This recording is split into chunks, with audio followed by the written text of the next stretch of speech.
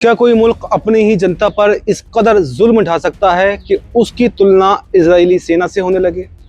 क्या कोई फौज इतनी बेरहम हो सकती है कि निहत्थे लोगों पर सीधे गोलियां बरसा दे और पवित्र धार्मिक स्थलों की मर्यादा भी तार तार कर दे? जी हाँ, ये खौफनाक मंजर कहीं और नहीं बल्कि पाकिस्तान के अवैध कब्जे वाले कश्मीर यानी कि पीओके में देखने को मिल रहा है।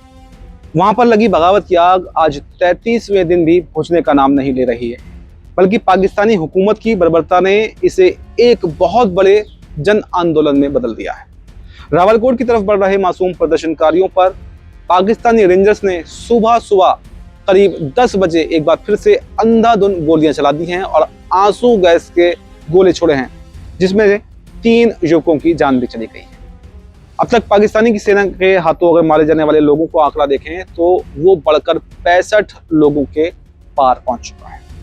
इस खूनी संघर्ष की पूरी कहानी को आइए सिलसिलेवार ढंग से समझने की कोशिश करते हैं। आखिर ये क्यों पीओके में इस वक्त ये संघर्ष चल रहा है? दरअसल आगामी 15 जुलाई को पीओके की राजधानी मुजफ्फराबाद में एक बहुत बड़ा और ऐतिहासिक मार्च होने जा रहा है। इसी महा आंदोलन में शामिल होने के लिए जंगडाला इलाके से करीब 60 से 70 प्रदर्शनकारियों का एक शांतिपूर्ण जत्था रावलकोट की तरफ आगे बढ़ रहा था। इन निहत्थे लोगों का कसूर सिर्फ इतना था कि ये अपने हक के लिए आवाज उठा रहे थे। लेकिन जैसे ही ये जत्था जंडाला से थोड़ा आगे बढ़कर अर्जा क्रॉस नाम की जगह पर पहुंचता है तो वहां पर पहले से घात लगाए हुए बैठे पाकिस्तानी रेंजर्स ने इनका रास्ता रोक दिया। बिना ही किसी चेतावनी के, बिना ही किसी बातचीत के पाकिस्तानी रेंजर्स ने इन मासूमों पर सीधे फायरिंग करना शुरू कर दिया और चारों तरफ से आंसू गैस के गोले भी दागने लगे। इस बर्बर कार्रवाई के कई रोंगटे खड़े कर देने वाले वीडियो भी सोशल मीडिया पर आए हैं, जो अब काफी तेजी से वायरल हो रहे हैं, जिसमें लोग जान बचाने के लिए इधर उधर भागते दिखाई दे रहे हैं और चीख रहे हैं, चिल्ला रहे हैं। पाकिस्तानी सेना की इस क्रूर गोलीबारी में 3 नौजवानों ने मौके पर ही दम तोड़ दिया है, जिसके बाद में पीओके की वादियों में गुस्सा और मातम एक साथ अब फैल गया है। पाकिस्तानी फौज की हैवानियत की दास्तान यहीं पर खत्म नहीं हुई, बल्कि इस आंदोलन के मुख्य रणनीतिकारों और आयोजकों में से एक सरदार उमर नजीर ने आज रोते हुए पाकिस्तानी सेना की उस घटिया करतूत का पर्दाफाश किया है, जिसने हर किसी को हैरान करके रख दिया है। उमर नजीर ने बताया कि जब रेंजर्स अंधाधुंध गोलियां चला रहे थे तो एक स्थानीय नागरिक अपनी जान की परवाह किए बिना ही पास की बनी एक मस्जिद के अंदर दौड़ा गया ताकि वहां पर रखी जो पवित्र पुस्तक है कुरान पाक उसको सुरक्षित जगह पर रखा जा सके, ताकि इस भगदड़ का कोई भी असर जो है मस्जिद के अंदर तक ना पहुंच पाए, उसे कोई नुकसान ना पहुंचे। लेकिन सत्ता के नशे में चूर पाकिस्तानी रेंजर्स जूते पहनकर ही सीधे मस्जिद के पवित्र परिसर में घुस गए। उन्होंने उस शख्स से जबरन कुरान पाक भी छीन लिया और पवित्र मस्जिद के भीतर जमकर तोड़फोड़ की, और इतना ही नहीं, मस्जिद के भीतर रखे जो भी कीमती सामान थे उसे भी लूट लिया। इस घिनौनी हरकत पर भड़कते हुए सरदार उमर नजीर ने कहा है कि जो काम इजराइल की सेना कथित रूप से गाजा की मस्जिदों में कर रही है, वहाँ पे बेहुरमती कर रही है, उनके अंदर लूटपाट मचा रही है, वहाँ पर जो है एक तरीके से कहें तो बेचैनी कर रही है, मचा रही है, ठीक वही काम तो आज पाकिस्तान की फौज जो है पीओके की मस्जिदों में कर रही है। ऐसे में पाकिस्तान और इजराइल की सेना में आखिर फर्क क्या रह गया?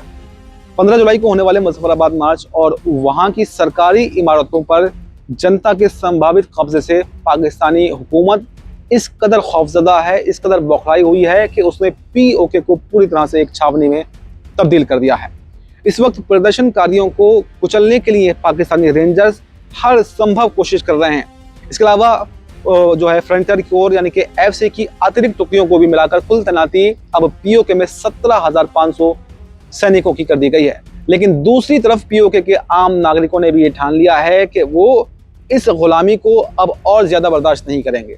सामने आई तस्वीरों और वीडियो में साफ देखा जा सकता है कि पाकिस्तानी सेना की गाड़ियों को अपने शहरों में घुसने से रोकने के लिए जो स्थानीय लोग हैं वो क्या क्या तरीके अपना रहे हैं।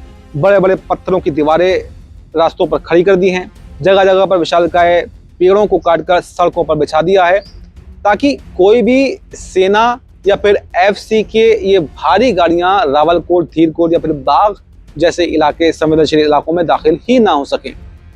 जनता ने अपनी सुरक्षा के लिए खुद ही सड़कों पर पहरा देना शुरू कर दिया, क्योंकि उसकी दुश्मन कोई और नहीं बल्कि खुद की ही सरकार बनी बैठी है। इस ऐतिहासिक आंदोलन की सबसे खूबसूरत और ताकतवर तस्वीर यह है कि इसमें सिर्फ पुरुष ही नहीं बल्कि महिलाएं भी कंधे से कंधा मिलाकर मोर्चे पर खड़ी हुई हैं। 33 दिन बीत जाने के बाद भी पुरुषों और महिलाओं का ये हौसला जारी है। ये संयुक्त प्रदर्शन लगातार चल रहा है। सड़कों पर उतरी ख्वातीन महिलाएं सीधे तौर पर पाकिस्तानी सेना की आंखों में आंखें डालकर आज़ादी आज़ादी के नारे बुलंद कर रही हैं, उनको ललकार रही हैं। वहाँ की फिजाओं में इस समय एक ही नारा गूंज रहा है कि ये जो दहशतगर्दी है इसके पीछे कोई और नहीं वर्दी है। आसिम मुनीर और शहबाज शरीफ इस कदर हताश हो चुके हैं कि वो वर्दी का सहारा ले रहे हैं। तो वहीं दूसरी तरफ पुरुष प्रदर्शनकारी पीओके की 41 स्थानीय विधानसभा सीटों और पाकिस्तान में मौजूद 12 रेफ्यूजी सीटों के उस फर्जी ढांचे के खिलाफ जमकर नारेबाजी कर रहे हैं जिसके जरिए पाकिस्तान वहां पर अपनी कठपुतली वाली सरकार चलाता है। प्रदर्शनकारियों ने साफ शब्दों में चेतावनी दे दी है कि जो भी स्थानीय नेता या व्यक्ति पाकिस्तान की जी हुजूरी करेगा उसे सहूलतकार यानी कि गद्दार माना जाएगा और उसका सामाजिक बहिष्कार किया जाएगा।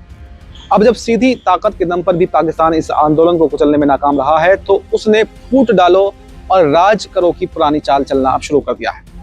आज पीओके के police chief IG captain retired Liaquat Ali Malik ने एक आधिकारिक बयान जारी किया है जिसमें उन्होंने प्रदर्शनकारियों के बीच में फूट डालने की नियत से कहा कि जो भी लोग अवामी एक्शन कमेटी के भड़काने पर इस आंदोलन में शामिल हुए हैं वो अपने घरों को वापस लौट जाएं। पाकिस्तान और पीओके का प्रशासन उन्हें पूरी इज्जत के साथ में सुरक्षा देगा और उनका जान माल की हिफाजत करेगा। इसके साथ ही पुलिस प्रमुख ने बेहद चालाकी से आंदोलन के दौरान मारे गए पुलिसकर्मियों की हत्या का पूरा ठिकाना भी अवामी एक्शन कमेटी के सिर पर मर दिया ताकि जो लोग हैं वो डर जाएं। आपको बता दें कि इस लियाकत अली मलिक को पिछले साल ही लाहौर से प्रमोट करके खास तौर पर पीओके भेजा गया था ताकि वो वहां पर पाकिस्तानी हुकूमत का डंडा चला सके। लेकिन फिलहाल इस पुलिसिया अपील का प्रदर्शनकारियों पर रत्ती भर भी कोई असर देखने को नहीं मिल रहा है। प्रदर्शनकारी अपनी जगह पर जुटे हुए हैं। पूरे पीओके में पिछले 1 महीने से ये सारे बाजार, दुकानें और कारोबार बंद हैं। लोग दाने दाने को मोहताज हैं, लेकिन उन्होंने शायद इस बार कसम खा ली है कि वो आर पार के मूड में है। उनका हौसला टूटने के बजाय और भी ज्यादा मजबूत हो चुका है। 15 जुलाई को मुजफ्फराबाद की तरफ बढ़ने वाले इस महामार्च को लेकर जनता का उत्साह 7वें आसमान पर है और वो पाकिस्तानी हुकूमत को उखाड़ फेंकने के लिए पूरी तरह से तैयार दिखाई दे रहे हैं। अब पूरी दुनिया की नजरें 15 जुलाई की उस तारीख पर टिकी हुई हैं जहां पर यह महासंग्राम अपने सबसे बड़े निर्णायक मोड़ पर पहुंचेगा। अब देखना है, ये दिलचस्प होगा कि क्या बंदूक के दम पर पाकिस्तान इस आवाज को दबा पाएगा या फिर पीओके की जनता इतिहास का एक नया पन्ना लिख देगी। पाकिस्तान की इस बेहद शर्मनाक हरकत और सैन्य कार्रवाई पर आपकी क्या राय है? आपको क्या लगता है कि अपने ही नागरिकों पर इस तरह बर्बरता से हमला करना क्या सही है? और क्या पीओके अब पूरी तरह से आज़ाद होकर रहेगा? आपकी जो भी राय हो इस रिपोर्ट को लेकर अपनी राय कमेंट बॉक्स में ज़रूर देकर जाएं और फिलहाल हमें दीजिए इजाज़त। नमस्कार।